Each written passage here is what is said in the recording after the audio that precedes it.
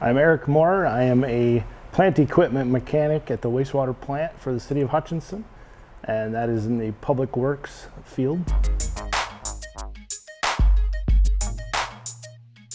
Basically, I did not start out in this field. I started out as an auto mechanic, and the dealership I was working at closed, so when I went to look for a different job, my skill set closely matched what was required for a plant equipment mechanic at the wastewater plant.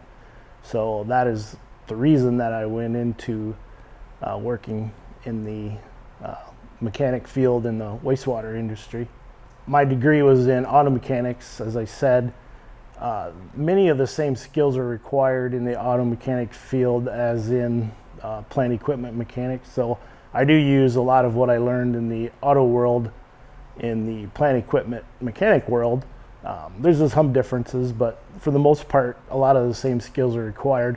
We do undergo ongoing training. Our job duties at the wastewater plant include operations, and as such, we are required to be licensed by the state. So we have to continuously upgrade our training to keep our licenses up to date.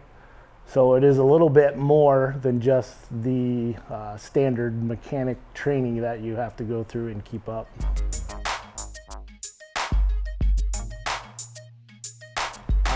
At our plant, there really isn't a typical day because we're a fairly small plant. We have to be able to fill in other areas as we're needed. Like if our lab person was sick, we would have to, help fill in with lab duties. If our operators weren't there for some reason, we would have to be able to fill in the operator role. So for us, any given day, we could be doing many different things. And even in the maintenance and repair world, which is my daily duties basically, every day is different. Some days you're doing preventative maintenance, some days you're doing repairs, some days you're doing grounds keeping and maintenance things. So it's different all the time. So really there is no typical day for us. Yeah, mechanical ability is the main thing. You have to be able to understand how machines work. You have to be able to diagnose problems. You have to understand how to repair them and put them back together and make them work again. Those are the kind of the main skills you need as far as the maintenance and repair part of being equipment mechanic. For other duties like operations or lab, there are other skills that are required there around the wastewater plant that we use. We are required to be on call every 6th weekend or so. So we have to do operations and we have to do labs. So those things you need to keep on, keep up with as well. I'd say one of the biggest challenges is working on older stuff. Our plant, the older portion of our plant is 30 plus years old. As such, there's a lot of things that are old and rusty and need repair frequently and or needing upgrading.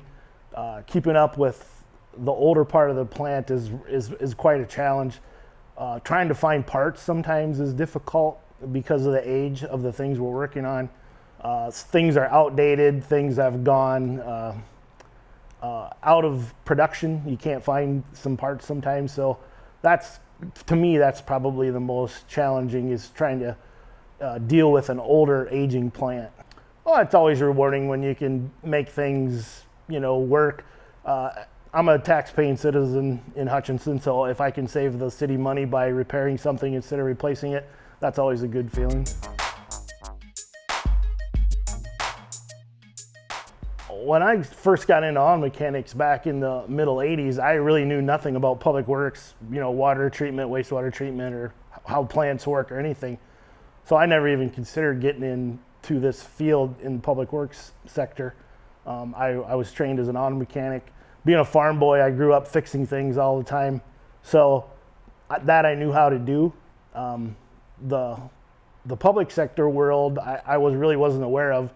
until much later in life when I had to go find another job when the dealership I was working at closed. So, sometimes as you get older, you kind of get exposed to things that you didn't know existed when you were younger, and that's definitely the case with me. I wish I would have known more about the public sector jobs when I was younger, but I didn't. So I spent 21 years in the auto mechanic world before I got into the public sector world. So.